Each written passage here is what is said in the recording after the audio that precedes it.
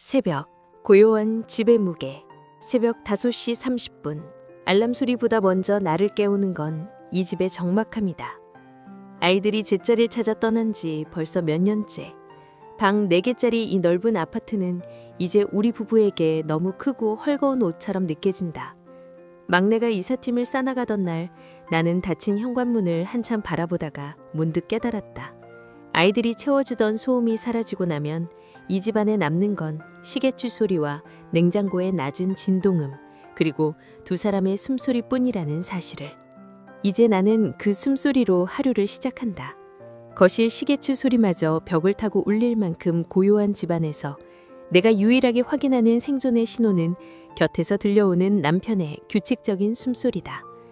들이쉬고 내쉬는 그 완만한 파장이 이불 속 따뜻한 공기를 밀어냈다 당겼다 하는 것을 느끼며 나는 오늘도 살아있구나 하고 눈을 뜬다.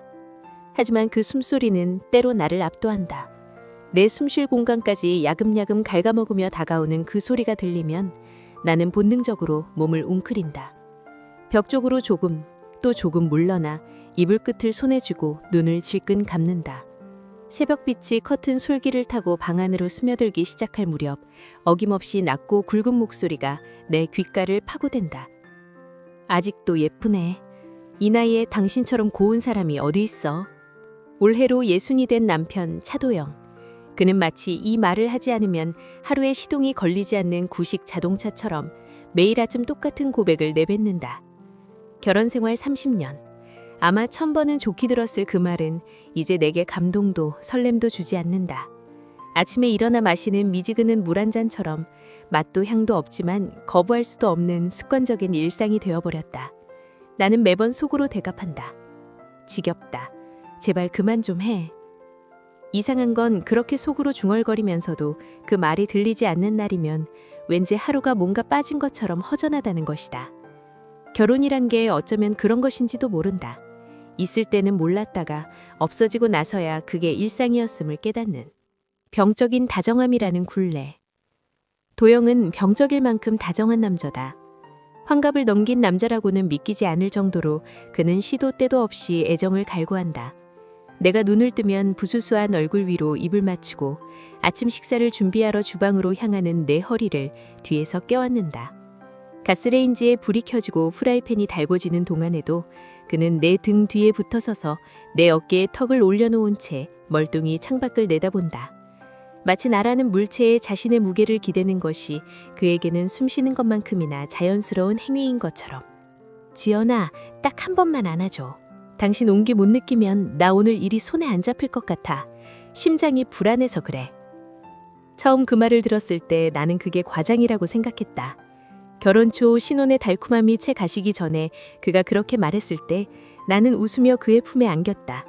그러나 그 말은 10년이 지나도 20년이 지나도 30년이 지난 지금도 조금도 변하지 않았다. 표정도 눈빛도 간절함의 무게도. 어쩌면 그 집요한 반복이 나를 지치게 한 것인지도 모른다. 사랑도 너무 자주, 너무 오래 들으면 소음이 된다. 그는 말뿐만이 아니다. 아침 식탁에서 내 손을 잡아 입술에 갖다 댔고 외출 전에는 꼭 내 이마에 입을 맞춘다. 장을 보러 마트에 가면 내 카트를 대신 밀면서 내 귓가에 속삭인다. 이 나이 먹은 부부가 마트에서 뭐 하는 짓이냐고 눈살을 찌푸리는 주변 사람들의 시선 따위는 처음부터 그의 안중에 없었다. 당신은 나한테 아직도 여자야. 그냥 아내가 아니라 내 여자. 30대는 그 소리에 심장이 터질 것 같았다. 두근두근 뜨끈뜨끈 볼이 달아오르고 발끝까지 전기가 오는 것 같았다. 40대는 그저 고마운 미소가 지어졌다. 아직도 나를 그렇게 봐준다는 데 대한 안도감과 고마움.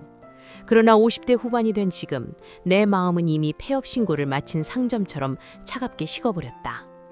오래전에 꺼진 전구를 아무리 스위치를 올려봐야 불이 들어오지 않는 것처럼 더 이상 그가 나를 여자로 불러준다고 해서 내 안에 불꽃이 살아나지는 않는다. 문제는 내 배신자 같은 몸이다. 마음은 이미 수십 년 전의 열정을 잊었건만 그의 뜨겁고 마디 굵은 손이 내 얇은 잠옷 위로 닿으면 내 몸은 365일 연중무휴로 반응한다. 피부가 기억하는 것이다. 30년 동안 새겨진 그의 손길의 지도를. 그럴 때마다 나는 애매한 포로가 된다. 거절하지도 그렇다고 반기지도 못한 채 그저 눈을 감고 체념하듯 숨을 들이마실 뿐이다. 마음과 몸이 이렇게 다른 언어를 말하는데 나는 도대체 어느 쪽이 진짜 나인지 모르겠다. 침묵이라는 승낙, 몸의 배신. 어느 날 아침이었다. 창밖으로 희미하게 여명에 밝아오고 이불 속에서 몸을 일으키려던 참이었다. 그 순간 잠든 척하던 도영이 기다렸다는 듯 내 허리를 낚아챘다. 그의 단단한 상체가 내 등 뒤에 바싹 밀착되었다. 수십 년간 쌓인 그 몸의 온도가 익숙하다 못해 이제는 공기처럼 느껴지는 그 체온이 등을 타고 스며들었다. 그는 내 목덜미에 코를 박고 깊게 숨을 들이마셨다. 냄새 좋아. 당신 체치 맡으면 내가 정신을 못 차리겠어. 이건 약이야, 약. 나는 아무 말 없이 그에게 붙들린 채 이불을 목까지 끌어올렸다. 나의 침묵은 언제나 그린라이트였다. 내가 등을 돌리거나 자리에서 일어나거나 오늘은 피곤해 라고 한마디만 했어도 그는 물러섰을 것이다. 하지만 나는 그러지 않았다.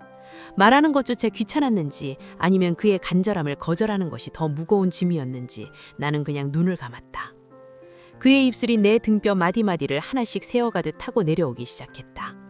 어깨뼈에서 시작해 척추를 따라 허리의 잘록한 곡선까지 그의 손길은 능숙한 탐험가처럼 내 몸의 지도를 그려나갔다.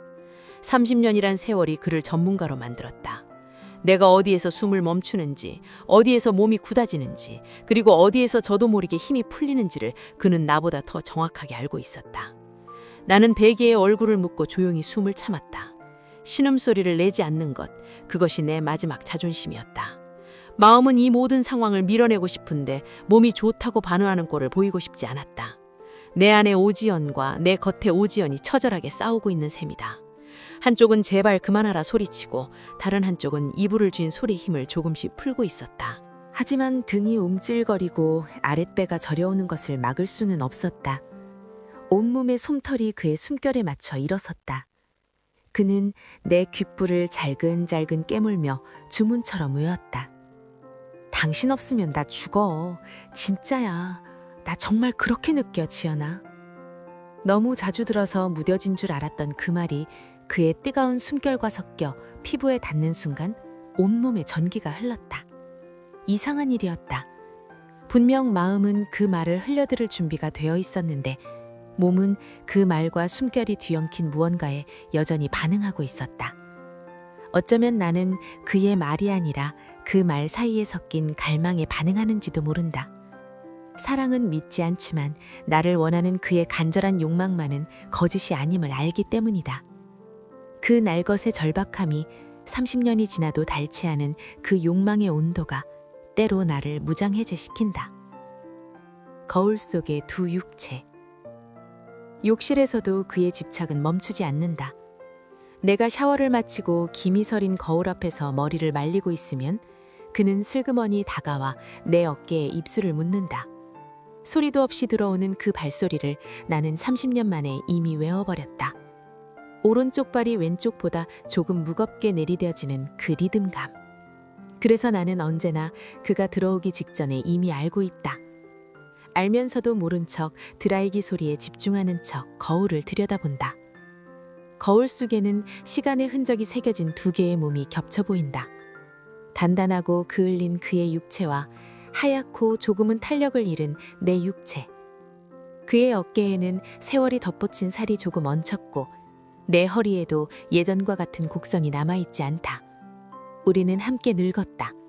그것만은 공평했다. 거울로 우리 같이 보자. 당신이 아직 얼마나 고운지. 나는 거울 속의 내 모습을 외면한다. 내 눈이 먼저 찾아내는 것은 처진 눈꼬리이고 팔자주름이고 한때 탱글탱글했던 볼의 변화들이다. 하지만 그의 시선은 다른 곳을 향하고 있다.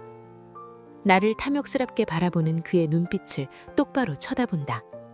그 눈에는 60 먹은 남자의 원숙함 대신 20살 청년의 이글거리는 소유욕이 담겨 있다.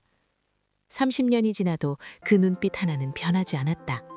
내가 아는 한 그 눈은 단 한 번도 나를 늙은 아내로 본 적이 없다. 그 시선을 마주하면 나는 다시 입술을 깨물며 침묵한다. 싫다고도 좋다고도 할 수 없는 그 끈적한 침묵의 시간. 거울 속에서 그의 두 손이 내 어깨를 천천히 감싸며 내려온다. 쇄골을 지나 가운의 단추 언저리를 어루만지며 나는 드라이기 버튼에서 손을 뗀다. 결국 나는 차가운 세면대에 기대어 그의 손길을 받아들인다. 샤워 가운의 얇은 천 위로 번지는 그의 숨결은 문신처럼 내 피부에 새겨진다. 피곤해. 아침부터 왜 이래? 라고 말하고 싶지만 내 입에서 나오는 건 가느다란 숨소리뿐이다. 그리고 그는 귀신같이 알아챈다. 그 숨소리가 결코 거절이 아니라는 것을. 30년간 내 숨소리의 사전을 외워버린 사람처럼 그는 내가 내는 모든 소리의 뜻을 나보다 더 빨리 해석한다. 집착에 기대어 확인하는 존재의 이유. 도영도 아마 알고 있을 것이다. 내 마음이 예전처럼 설레지 않는다는 것을. 함께 밥을 먹을 때 내 눈빛이 달라졌다는 것을. 그의 손이 닿을 때 내가 잠깐 굳어지는 것을. 30년을 같이 산 사람이 그것을 모를 리 없다. 그래서 그는 더 말이 많아졌고 더 안아주려 하고 더 필사적으로 스킨십에 매달린다. 마치 꺼져가는 불씨에 필사적으로 입김을 불어넣어 어떻게든 불꽃을 유지해 보려는 사람처럼. 그의 집착은 어쩌면 사랑이 아니라 자신이 여전히 사랑받고 있다는 사실을 확인받고 싶은 처절한 몸부림일지도 모른다. 나를 꼭 안을 때 그의 어깨에 얼마나 힘이 들어가는지, 내 이름을 부를 때 그의 목소리가 얼마나 간절한지 나는 그것을 느끼면서도 모른 척한다. 그도 두려운 것이다. 그 넓고 고요한 아파트에서 두 개의 숨소리 중 하나가 자신으로부터 멀어지고 있다는 사실이. 나는 마음이 아닌 몸으로만 응답하는 여자지만 정작 내가 가장 깊은 공포를 느끼는 순간은 따로 있다. 바로 그 사람의 소음이 멈추는 순간이다. 사랑해, 예뻐, 당신 없으면 죽어. 어느 날 갑자기 이 모든 말과 집착이 내 삶에서 사라진다면 어떨까?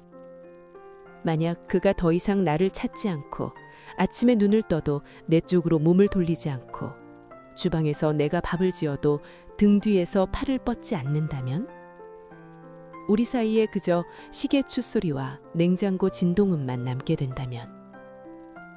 나는 그 텅 빈 공백을 감당할 수 있을까? 이미 잿더미가 되어버린 내 감정으로 그 외로움을 채울 수 있을까? 생각해보면 나는 오래전부터 그의 집착을 귀찮아하면서도 역설적으로 그 집착에 기대어 내 존재를 확인하고 있었다. 비록 거짓일지라도 내가 아직 여자로서 쓸모있고 누군가에게 간절히 필요하다는 그 안도감에 중독되어 있었던 것이다. 도영의 집착은 귀찮음을 넘어 내게 하나의 거울이었다. 그 거울 속에서 나는 늙어가는 아내가 아니라 여전히 욕망의 대상인 누군가로 비춰졌다. 그것이 없어진다면 나는 무엇으로 나를 확인할 수 있을까? 우리 부부만의 방식. 오늘도 나는 그의 손길을 허락한다. 그가 내 허리를 감싸고 쇄골에 입술을 맞출 때 나는 욕실 거울 너머로 겹쳐진 우리를 바라본다. 단단한 것과 부드러운 것, 집착하는 것과 체념하는 것, 그 두 가지가 뒤엉킨 이상한 형상. 그리고 그의 포옹이 깊어질 때 나도 모르게 그의 등을 감싸 안는다. 그것은 마음에도 없는 위로이자 나 자신을 향한 구차한 변명이다. 하지만 그의 등이 손바닥 아래로 느껴지는 순간 이 넓고 등뼈가 굵은 남자가 사실은 무척 외롭다는 것을 안다. 화려한 애정 공세 아래 숨겨진 그의 불안을 나만큼 오래 알아온 사람이 이 세상에 또 있을까? 어쩌면 우리는 서로를 사랑하는 것이 아니라 서로에게 필요한 것일지도 모른다. 그는 자신이 여전히 사랑받고 있다는 증거가 필요하고 나는 내가 아직 여자로서 존재한다는 확인이 필요하다. 감정은 이미 색이 바랬지만 우리를 묶어두는 것은 그 필요성이다. 서로의 공허함을 메워주는 오래된 습관. 서로가 없으면 이 집의 적막함을 혼자서는 도저히 감당할 수 없다는 말로 꺼내지 않은 약속. 이것이 우리 부부의 방식이다. 말이 너무 많은 남자와 감정이 다 닳아버린 여자. 하지만 새벽이면 서로의 체온에서 서로의 거친 숨소리에서 어떻게든 진심을 찾아보려 애쓰는 사람들. 사랑한다는 말보다 서로의 숨소리에 기대어 하루를 간신히 살아가는 것. 그것이 아름다운지 슬픈지 나는 아직도 잘 모르겠다. 다만 오늘 새벽도 그의 숨소리가 들린다는 것, 그리고 그 소리가 멈추지 않기를 바라는 내가 있다는 것, 그것만은 안다. 어쩌면 세상의 수많은 오래된 부부들이 각자의 방식으로 서로의 갈망을 견디며 외로움을 이겨내고 있는지도 모른다. 화려하게 사랑하는 것이 아니라 서로의 무게를 버텨내는 것. 설레는 것이 아니라 없으면 허전한 것. 좋은 것이 아니라 이미 몸에 배어버린 것. 나 역시 그들 중 하나일 뿐이다. 그리고 오늘 아침도 나는 그의 숨소리 곁에서 눈을 뜬다.